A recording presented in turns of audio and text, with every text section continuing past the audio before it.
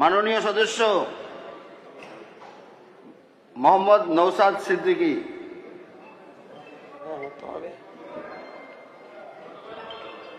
Sir, আপনার মাধ্যমে রাজ্যের পরিবেশ মন্ত্রীর দৃষ্টি আকর্ষণ করছি উল্লেখ পর্বে ভাঙড় বিধানসভায় সদস্য মাননীয় সদস্য পরিবেশ, কি স্যার? আপনি বলেছেন পূর্ত।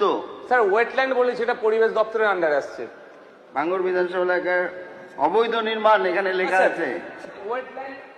অবৈধ নির্মাণ স্যার, ওয়েটল্যান্ডের ওপরে অবৈধ নির্মাণ, ওয়েটল্যান্ডটা স্যার আমাদের রাজ্যের পরিবেশ দপ্তরের আন্ডারে আছে।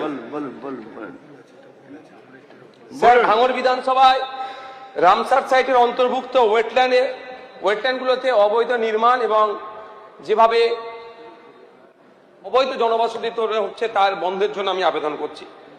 স্যার, ভাঙড় বিধানসভার বেওতা টু বামনঘাটা অঞ্চলেই মূলত ওয়েটল্যান্ডের আন্ডারে পড়ছে, যেটাকে east Calcutta wetland management authority conduct করে, দেখাশোনা করে। কিন্তু দুর্ভাগ্যক্রমে ওখানে যারা 20 বছর 30 বছর 40 বছর বসবাস করছে, তারা একটা ইলেকট্রিকের মিটার নিতে গেলে তাকে ডিস্টার্ব করা হয়, যথাসময় দেওয়া হয় না, তাকে ঘোরানো হয়।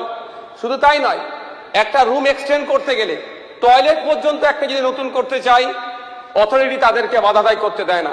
কিন্তু ইদানিংকালে দেখছি বিগত 15 বছর সরকারের যে রীতি চলছিল, এই নতুন সরকার আসাটা কিন্তু একই রীতিতে চলছে। ওই ওয়েটল্যান্ডগুলোকে বুঝিয়ে অবৈধ নির্মাণ হচ্ছে। স্যার, এটা আন্তর্জাতিক জলাশয়ের অন্তর্ভুক্ত। 1971 সালে ইরানের রামসারে যে চুক্তিবদ্ধ হয়েছিল পরিবেশ সচেতন ব্যক্তিদের নিয়ে, আমাদের দেশের প্রতিনিধি গিয়ে সেখানে অঙ্গীকারবদ্ধ হয়েছিল এই জলাশয়ের যে স্বাভাবিক চরিত্র আছে কোনোভাবেই সেগুলো পরিবর্তন করবে না। বর্তমান সময়ে কিছু অসামাজিক ব্যক্তির উদ্যোগে ওই সমস্ত ওয়েটল্যান্ডগুলোতে রিসর্ট বা প্রমোটিং হচ্ছে। আমি মন্ত্রী মহাশয়ের কাছে অনুরোধ করব, দ্রুততার সাথে এটা ব্যবস্থা গ্রহণ করুন, এই জলাশয়গুলোকে তার স্বাভাবিক চরিত্র বজায় রাখার যাতে যায় তারও ব্যবস্থা গ্রহণ করুন। ধন্যবাদ স্যার।